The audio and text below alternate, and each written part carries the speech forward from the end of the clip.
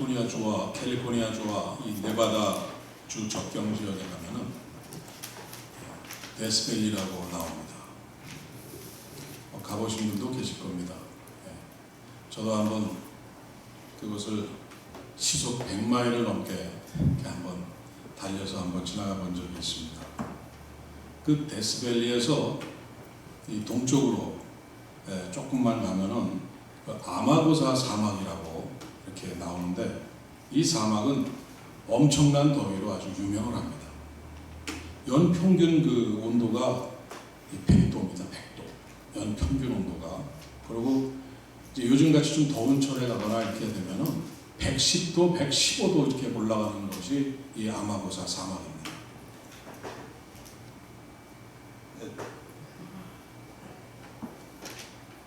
근데 이 사막을 가로지르는, 여기 길이 좀 하나 보이시죠? 예. 이 사막을 가로지르는 작은 길 중간 정도에 이렇게 그 물 펌프가 하나 있다고 합니다. 이 물을 급파되는 펌프가 있는데, 펌프를 사용해 보신 분은 아시겠지만은, 옛날에 이제 한국에서 쓰던 그런 저런 스타일의 펌프라고 합니다. 이 처음에 이 머리 입구가 있지 않습니까? 머리에다가 이제 그 바가지로 이렇게 물을 어느 정도 붓고, 그러면서 이제 한쪽 손으로 이렇게 펌프질을 하면은 밑에 저기에서 막 물이 막 딸려오는 이렇게 그 소리가 좀 들립니다. 그러면서 이렇게 물을 계속 붓면서 이렇게 펌프질을 하면은 그냥 나중에 이제 그 펌프를 통해서 다 이 파이프를 통해서 올라온 물이 그야말로 우리 석유 유전에서 막 그냥 가스가 막 그냥 그 올라오듯이 막 그냥 물이 팍팍 이렇게 솟아오르는 그러한 펌프입니다.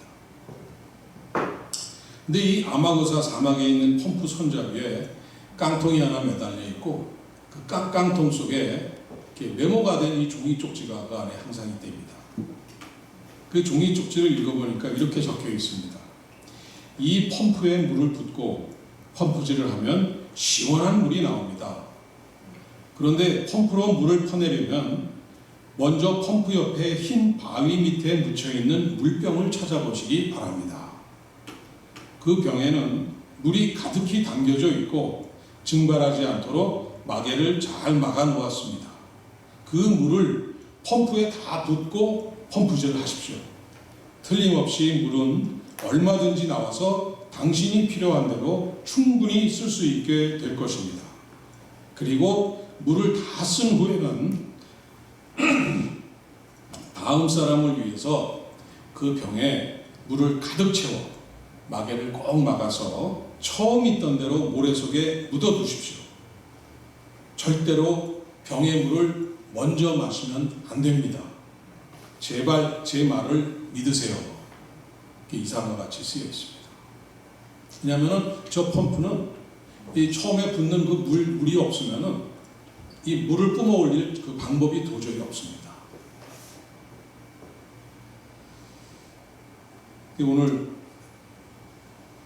오늘날 이 대한민국의 모습을 보면 우리들이 이 펌프에 부어야 될 물을 다 마셔버리고 있는 것이 아닌가 하는 그런 생각이 듭니다.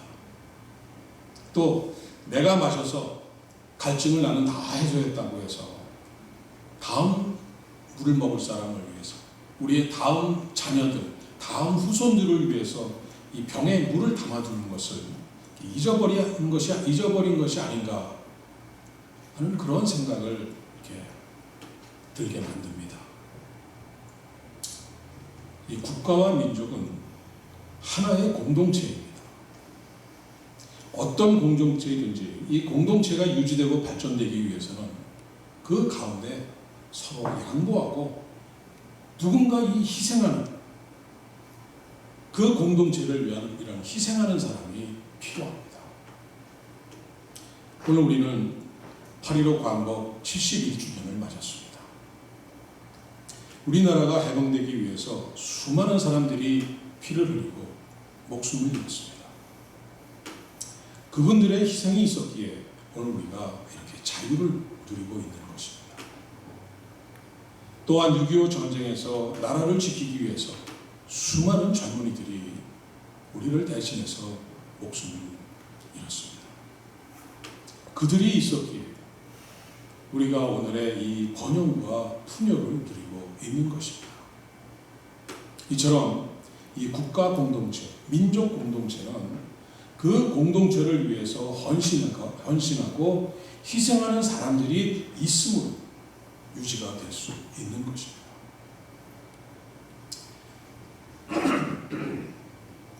그러나 오늘 대한민국에서는 이런 희생과 이 헌신의 자세, 이런 모습은 찾아볼 수가 없습니다. 나라의 미래가 어떻게 되든 말든 저 자기 개인의 이익을 챙기느라고 그냥 급급해서 이렇게 있는 모습이 너무나 얼굴들에 쓰여 있습니다. 이 펌프에 부어야 할 물을 마셔버리는가 하면은 자기는 이제 방금 마셨으니까 내 다음에 올 사람이 어떻게 되든 말든 그저 병에 물을 채우는 일은 하지 않으려고 합니다. 조금의 양보도 조금의 희생도 하지 않으려고 합니다. 국가에 대한 의무는 될 수 있으면 어떻게든 피해보려고 하고, 반대로 이 권리는 악착같이 챙기려고 하는 것이 요즘 대한민국 국민들입니다. 이 국가를 대표하는 이 국회의원이라는 사람들이 아무리 처음 당선된 이 초선 국회의원이고 이 철이 없어도 철이 안 들었다고 해도 삼척동자도 아는 이런 뻔한 상황인데도 불구하고 이 사드를 반대하는 이런 중국에 가서 그들의 의견을 청취하겠다고 갔다가 아주 찬밥신세가 되어서 돌아왔습니다. 여러분, 중국이 어떤 나라입니까? 남북 간의 전쟁이 일어나면은 자기네 나라의 미사일은 지금 당장 한국을 향해서 날아갈 것이라고 지금 매일 이렇게 공갈 협박을 하고 있는 것이 중국입니다. 매일 자기네 나라의 신문에 대문자로 제일 첫면에 아주 시꺼멓게 큰 글자로 쓰는 것이, 그렇게 공갈을 하고 있는 것이 바로 중국입니다. 5,000년 역사를 잘 아시지 않습니까? 한번 돌아보세요. 중국이 우리나라를 침략해서 이 막대한 피해를 입힌 것이 한두 번입니까? 수백 수천 번입니다. 그러나 우리나라는 단 한 번도 중국을 침략한 적이 없었습니다. 우리 민족은 자유와 평화를 사랑해서 그 넓은 만주 벌판의 땅을 다 남겨주면서까지 조금씩 다 남겨주면서까지 양보하고 또 밀리고 또 내려와서 이제는 그 한반도에서 있으면서도 이제는 거기에 반토막이 잘려져서 그 남쪽에 겨우 지금 지탱하면서 살아보고 있지 않습니까? 그러나 중국은 2000년도에 들어서자마자 이 동북공정이라는 작업을 서둘러서 만주 일대의 이 역사와 지명까지 바꿔가면서 심지어는 우리나라 땅이 한반도도 원래는 이 중국의 땅에 속하는 변방이라는 것입니다. 그래서 북한이 넘어지면은, 북한에 문제가 생기면은 바로 자기네가 들어와서 자기네 옛 땅을 되찾아야 된다는 명분으로 북중 국경선에 이 압록강과 두만강 거기 바로 북쪽에 중국 거기에 현재 땅에 무려 20만이라는 대군을 갖다가 늘 상비해서 준비하고 있습니다. 바로 6.25 전쟁이 그들의 그러한 야욕을 여실히 증명하고 있는 아주 분명한 증거가 되고 있지 않습니까? 중공군만 들어오지 않았으면 우리는 이미 통일된 한국으로 잘 살고 있었을 것입니다. 이러한 분명한 역사적 사실이 있고 오늘도 우리에게 언제든지 미사일을 쏠 수 있다고 협박하는 그들에게 국회의원들이 가서 무슨 의견을 듣고 오겠다는 것입니까? 그 국회의원들의 진정한 의도가 무엇이겠습니까? 바로 자기를 나타내기 위한 것 외에는 아무것도 없습니다. 이제 겨우 힘든 국회의원이 되었는데 그 얼마나 많은 돈을 들여서 국회의원이 되었는데 이제 신문에 좀 부각되고 방송에 좀 매스컴의 한 중앙에 서서 자기를 나타내고 싶어 하는 것입니다. 그것에 그들이 할 수 있는 것이 무엇이 있겠습니까? 삼척 동자도 다 아는 뻔한 사실 가운데 그들이 그렇게 말렸는데도 불구하고 갔다 오는 것입니다. 나라와 안전과 보호를 위하고 국민의 안전을 위해서 이런 당연한 국방정책을 실행하는데도 자기네 동네는 절대 안 된다고 설득하러 간 이 국정 최고 운영 책임자, 이 국무총리에게 폭력을 행사하고 6시간 동안을 감금을 해서 이런 폭력을 하는 국민은 도대체 어느 나라 국민입니까? 실제적으로도 과학적으로도 우리나라의 기자들과 과학자들을 다 동원해서 사드가 현재 있는 괌에 초대를 해서 현장을 실습을 하면서 다 공개를 하면서까지 군사 기밀을 공개를 하면서까지 다 과학적으로 기기를 가져와서 체크하고 점검해서 다 입증이 되었는데도 불구하고 그런데도 불구하고 레이더 전자파 때문에 마을의 참외 장사를 망치니까 죽어도 안 된다고 하면서 머리에 붉은 띠를 띠고 대모를 하고 있습니다. 그러면서 자기가 지어오던 참외밭 장사 망친다는 사람들이 포크레인을 동원해서 참외밭을 다 뒤엎어버렸습니다.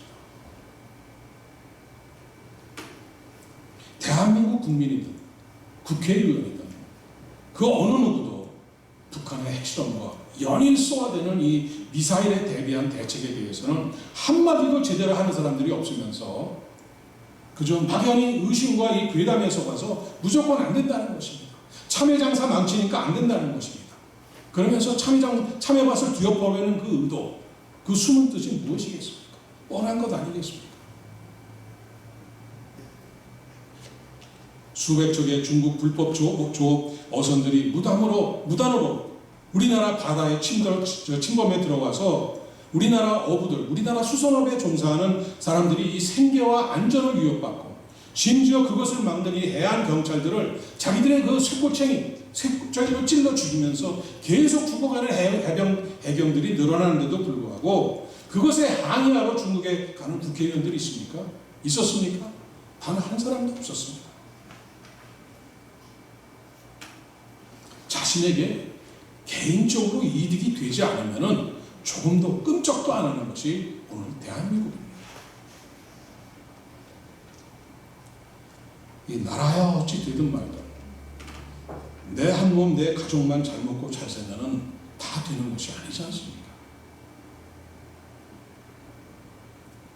그렇게 위험한 레이더 전자파라고 하면서 정작 그 생명의 치명적인 것을 작동하기 위해서 바로 곁에 붙어서 24시간 동안 또 자기 나라도 아닌 남의 나라의 국방을 지켜주기 위해서 와서 근무하는 그 미군 병사들의 목숨은 어떻게 되는 관계가 없는 것입니까? 6.25 전쟁 때 3만 5천 명의 그 미군 병사들의 그 숭고한 희생이 없었으면 대한민국은 지금 없습니다. 대한민국이라는 나라가 없다는 것을 상상을 해보고 생각을 해봐야 되는 것입니다. 근데 그것을 생각하는 사람이 없습니다.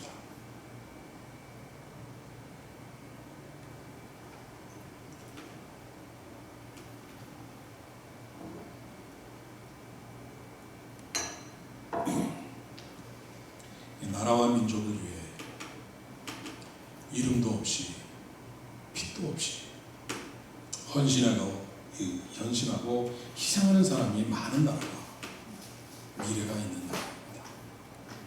제가 설교 시간에 또 친교 시간에 여러 차례 누차 말씀드렸지만 이 미국이 위대한 나라였을 때는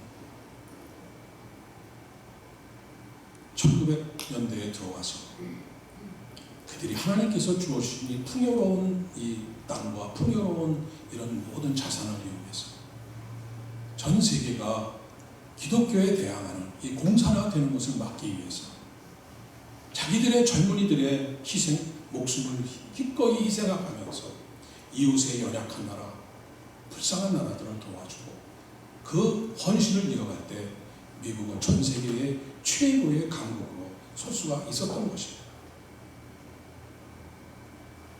얼마나 많은 미국인들이 연약한 나라들을 위해서 돕기 위해서 또 우리나라 대한민국을 위해서 피를 흘리면서 죽어갔습니까? 이렇게 이름 없이 빚도 없이 헌신하고 이렇게 희생하는 사람이 많은 나라가 미래가 있는 것입니다. 황해도 은율이라는 곳에 이찬영 장로님이라는 분이 계셨습니다. 이분이 농사를 아주 크게 지으셨습니다. 그래서 해마다 가을이 돼서 추수를 하면은 그 중에서 그냥 뭐 추수하시자마자 무조건 10분의 1을 딱 띄어서 창고에 쌓아놓고 그것으로 이 섬기시는 교회를 이렇게 살림을 꾸려갔던 분입니다. 그 당시에 다른 그 성도들이 얼마나 어렵고 힘든 삶을 살았겠습니까? 그런데 이분은 10분의 1을 무조건 그냥 창고에 넣고 그것으로 교회 살림을 꾸려나갔던 것입니다. 그리고 집안에 이 장로님 생신이나 또 장로님 그 권사님 생신이나 이렇게 집안에 행사가 있으면은 식구들이 다 모이기 전에 먼저 이 거지 잔치를 베풀었습니다. 길거리에 동냥하면서 다니는 거지들을 다 동네 소문, 또 거지들을 통해서 소문을 내서 거지들을 다 모이게 했습니다. 그래서 황해도에 있는 거지들을 다 초청해서 잔치를 했는데 이 소문이 자꾸 나니까 그 다음에 이제 평안도 함경도에 있는 거지들까지 와가지고 이 전국 거지 잔치까지 다 치르셨던 것입니다. 그러고 난 다음에 당신의 생일상을 받았고 그러고 난 다음에 당신의 부인 생일상을 치른 것입니다. 근데 이 38선 이북에 이제 공산당이 들어서면서 토지개혁을 시작했습니다. 이 장로님이 아끼던 과수원도 이 토지개혁으로 강제 집행되어서 이제 남의 손에 넘어가게 되었습니다.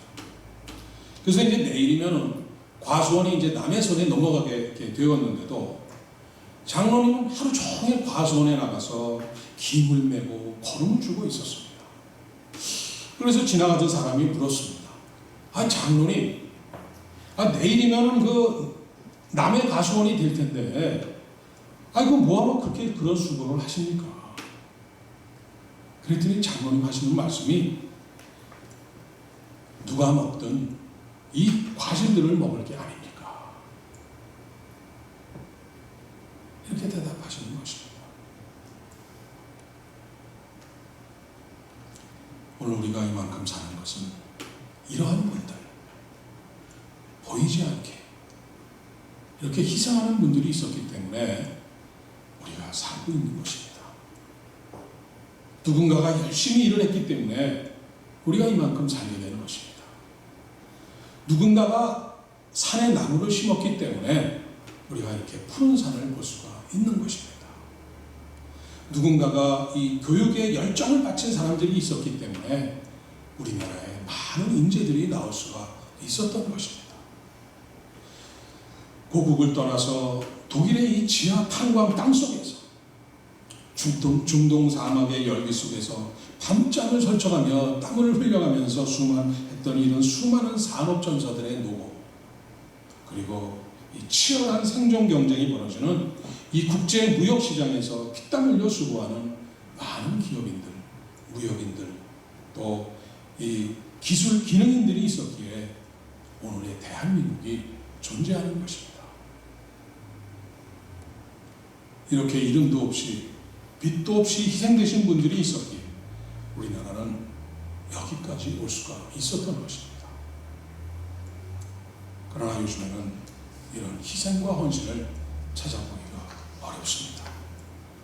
나라의 미래를 걱정하기보다는 그저 자기의 이익을 찾기에 눈이 벌겋게 혈안이 되어 있습니다.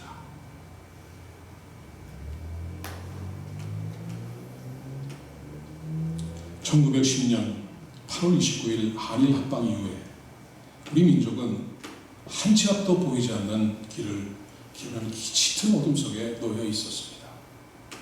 그 수많은 날들을 험난한 가시밭길을 걸어야 했습니다. 조선이라는 나라, 이 고요한 가치의 나라, 선비와 붓의 나라, 시와 수화의 나라, 효자 열구의 나라, 하나님을 바라보는 종교적 환상의 나라, 반만년 유구한 역사와 문화, 수려한 자연을 가진 그 나라는 영원히, 아주 영원히 역사 속에 사라지는 것처럼 보였습니다. 2차 대전 전쟁이 막바지에 이르자 일본 정부는 우리나라의 애국지사들과 이 기독교 지도자들 무려 20만 명에게 금강산으로 모이라고 명령을 내렸습니다. 그래서 금강산에 큰 동굴을 파놓고서 그 안에서 집회를 연 다음에 사고를 가장해서 동굴을 폭파해서 그 20만 명 모인 사람들을 아주 생매장에서 죽여버리려는 그러한 끔찍한 계획을 세우고 실시를 했던 것입니다. 그날이 그 D-Day가 1945년 8월 19일이었습니다. 만약에 계획이 성공한다면 우리 민족의 지도자들과 교회의 지도자들이 다 몰살을 당하는 것이고 지도자가 없는 나라는 다시는 일어나지 못하게 될 것이 너무나 뻔했던 그야말로 직발의 위험한 상황이 아닐 수 없었습니다. 아무도 몰랐습니다. 그 엄청난 그 계획과 엄청난 운동을. 그런데 그 계획이 실행되기 2주 전인 1945년 8월 6일 일본의 히로시마에 원자 폭탄이 투하됐습니다. 그리고 3일 후에는 8월 9일에는 나가사키에 원자 폭탄이 떨어졌습니다. 이때 20만 명의 일본 사람들이 죽었습니다. 일본 정부는 우리나라 지도자 20만 명을 흙더미에 묻혀 죽이려고 했지만은 오히려 20만 명의 일본 사람들이 원자 폭탄의 잿더미에 묻혀서 죽고 말았습니다. 그리고 1945년 8월 15일 정오 일본 천황은 무조건 항복을 선언하였고 우리 민족은 34년 11개월 17일 만에 일제의 잔인한 쇠사슬에서 풀려나는 해방의 기쁨을 누리게 된 것입니다. 35년간의 이 잔인하고 이런 천인복노할 이런 식민 통치에서 5,000년 역사의 조선 땅을 완전히 발가벗겨서 그야말로 껍질만 남겨놓고 모든 것을 빼앗아가 버린 그들에게서 해방된 것입니다. 그 끔찍한 노예 생활에서 벗어난 것입니다. 그리고 71년이 지났습니다. 오늘 2016년 8월 14일 주일 우리는 그 71주년을 기념하면서 감사 예배를 드리고 있습니다.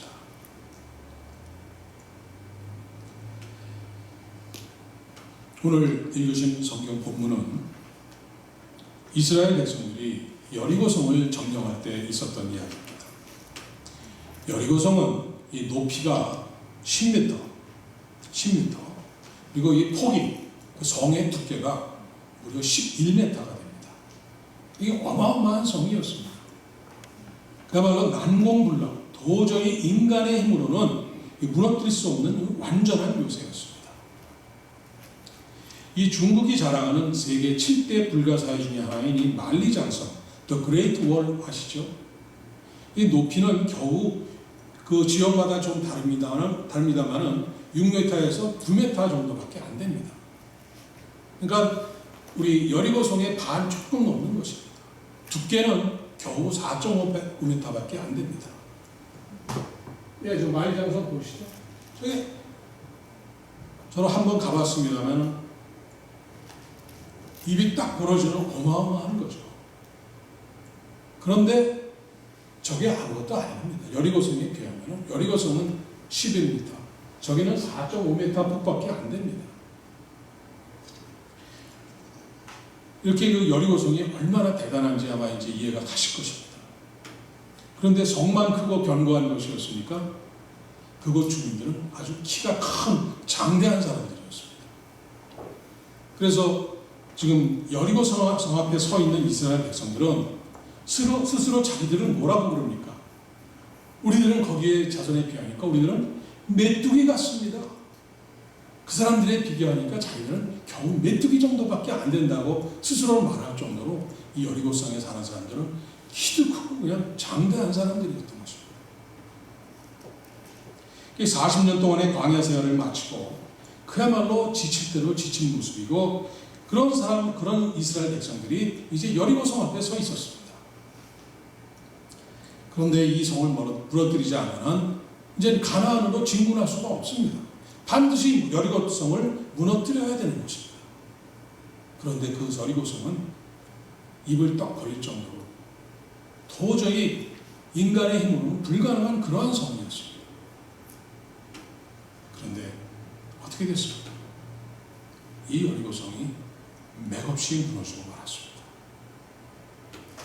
여호수아나 이스라엘 백성들이 무슨 탁월한 전투력을 발휘한 것이 아닙니다. 그들이 한 일은 그저 여리고 성 주위를 매일 빙빙 도는 것밖에 없었습니다. 엿새 동안은 하루에 한 번씩 성을 돌았습니다. 그리고 7번째 되는 날은 성을 7번 돌고 나팔을 불면서 크게 소리치는 것밖에 없었습니다.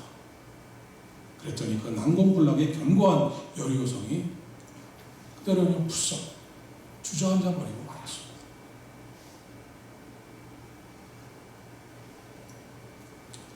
(71년) 전 우리 민족이 일본의 압제에서 벗어나는 것은 전혀 불가능한 일이었습니다. 마치 거대한 여리고 성 앞에 서 있는 메뚜기같이 작은 이스라엘 백성들처럼 우리 민족은 이 거대한 일본 제국주의 앞에서, 이런 거대한 세력 앞에서 아무것도 할 수 있는 것이 없을 정도로 그저 어쩔 줄만 몰라 하고 그러고 있었습니다. 그러나 매일 여리고 성을 돌던 이 이스라엘 백성들처럼 우리 민족은 독립을 위한 발걸음을 멈추지 않았습니다. 걸으면서 울고 울면서 기도하면서 이렇게 하나님께 간절히 기도를 드렸습니다. 백범 김구 선생님은 서대문 감옥에서 복역할 때 감옥의 마당을 쓰면서 이렇게 기도했습니다. 하나님, 우리나라를 불쌍히 여겨 주시옵소서. 어서 우리나라를 독립이 되어서 우리 정부가 들어서 내가 우리나라 정부의 마당을 한번 쓸어보고 죽게 해 주시옵소서 하고 기도했습니다. 그리고 그 감옥의 유리창을 닦을 때에는 하나님, 내가 죽기 전에 독립이 이루어져서 우리나라 정부가 들어선 건물의 유리창을 한번 닦고 죽게 해 주시옵소서 이렇게 기도했습니다. 우리 민족은 마치 여리고성을 돌던 이스라엘 백성들처럼 그렇게 걸으면서 기도하면서 걸었습니다. 그런데 하나님께서는 이런 우리 민족의 기도를 들으셨습니다. 그 견고한 여리고성이 무너진 것처럼 일본 제국주의를 무너뜨리고 해방을 선물로 주신 것입니다. 우리 민족의 독립은 우리의 고통의 신음소리와 간절한 기도를 들으신 하나님의 응답이셨습니다. 사랑하는 여러분, 이 71년 전에 전차를 타고 서울역 광장에 모여서 목이 터져라 부르던 이 대한제국 만세 부르던 이 함성이 어디로 갔습니까? 그 사진 기억하시죠?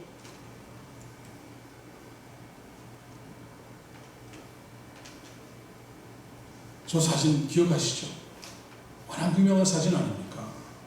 전국 방방곡곡, 마을 구석구석, 거리마다 이 숨겨진 이 태극기, 이 구겨졌던 태극기를 들고 나와서 그냥 동네를 뛰어다니면서 목이 터져라 외치면서 눈물을 흘리며 기뻐했던 해방의 기쁨이 이제는 다 어디로 가버렸습니다.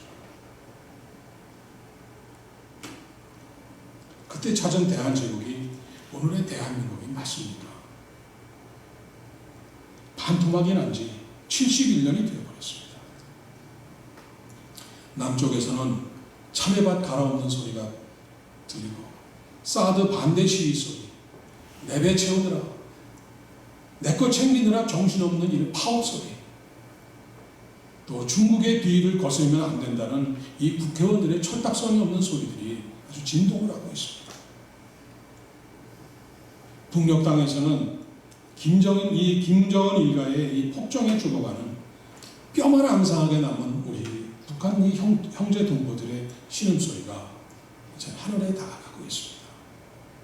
이제는 그것도 모자라서 그들을 각 마을에 본을 보이라고 지시가 내렸다고 제가 그저께 그 KBS 뉴스를 들었는데, 그래서 각 마을마다 본을 보이면서 매일 한두 명씩 총살을 한다는 것입니다.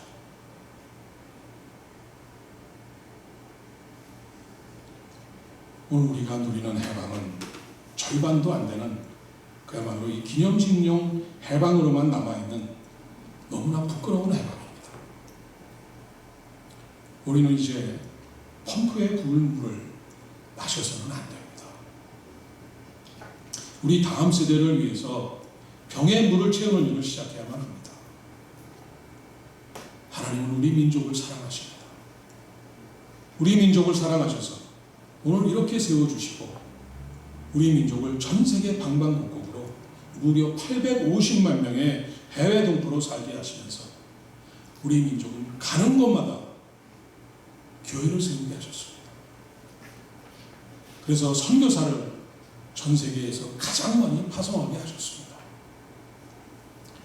그런데도 지금 미국에만 사역지가 없어서 목사 안수를 받고도 사역지가 없어서 다른 직업을 갖고 있는 이 무인 목사가 무려 3,000명이나 됩니다. 한국에는 지금 10,000명이 훌쩍 넘어서서 지금 2만 명이 되지 않나, 이 정도로 지금 이렇게 통계를 지금 잡고 있습니다. 근데 하나님께서 그들을 쓸데없이 이렇게 목사로 기름 부어 세우셨겠습니까? 아닙니다. 바로 그 닥쳐올 통일을 들기 위해서 하나님께서 세우신 것입니다. 북한 땅 이 전역에 3만 개도 넘는 김일성, 김정일, 이 김정일 동상을 무너뜨리고 그 무너뜨린 자리에 교회를 세우고 그 교회를 일으키기 위해서 하나님께서 미를 세우시고 준비하신 목사들입니다. 동방의 예루살렘으로 우뚝 섰던 이 1907년 태평양 대부흥을 다시 일으키기 위해서 하나님께서 준비하신 목자들이 바로 이분들입니다. 김일성 일가의 그 잔혹한 폭정에 지칠 대로 지치고 죽어가는 이 북녘 땅에 우리 형제들의 눈물을 닦아주고 그들을 위로하기 위해서 하나님이 준비하시고 있는 것입니다. 그래서 그 휴전선이 무너질 때, 그 국경이 무너질 때, 이 3만 몇천 명에 달하는 이 무인 목사들이 파고 들어가서 그 김일성, 김정일 그 동상이 그 자리에 있던 자리에 교회를 세우기 위해서 지금 하나님께서 이렇게 준비하고 계신 것입니다. 우리는 다시 기도를 시작해야 됩니다. 매일 여리고성을 돌던 이스라엘 백성들처럼 오늘 우리들이 쉬지 않고 외치며 기도할 때 하나님께서는 저 휴전선을 무너뜨리시고 우리 민족에게 온전한 해방을 선물로 주실 것입니다. 지리멸렬한 이 남쪽의 이 추한 모습들도 사라지게 해주실 것입니다. 오늘 본문 16절에서 여호수아가 이스라엘 백성들에게 외칩니다. 여호와께서 너희에게 이 성을 주셨느니라. 북한 땅은 중국 땅도 아닙니다. 중국의 변방도 아닙니다. 하나님께서 우리 한민족에게 살라고 주신 땅입니다. 오늘 우리가 여리고성의 기도를 시작할 때 하나님께서는 우리에게 전쟁이나 총성이 없이 피 흘림이 없는 이런 통일을 허락해 주시고 통일 대한민국을 다시 한번 들어쓰시는 이런 놀라운 역사를 이루시리라고 믿습니다. 이러한 놀라운 역사에 동참하시는 여러분들이 되시기를 간절히 축원드립니다. 기도하시겠습니다.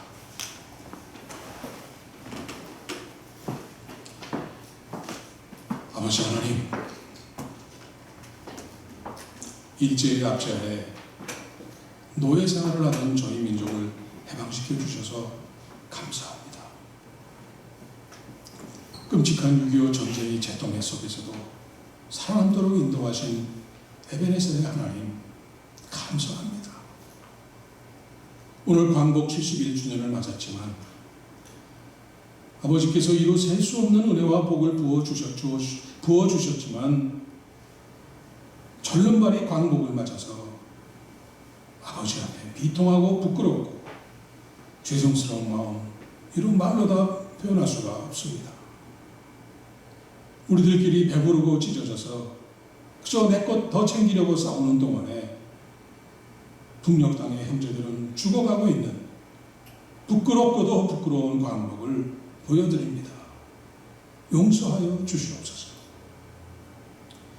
여리고성을 허락해 주신 것처럼 분단 71년에 저희 한민족을 용서하시고 휴전선이 여리고성같이 총성 없이 피 흘림 없이 무너져서 이제는 형제가 하나가 되도록 인도하여 주시옵소서.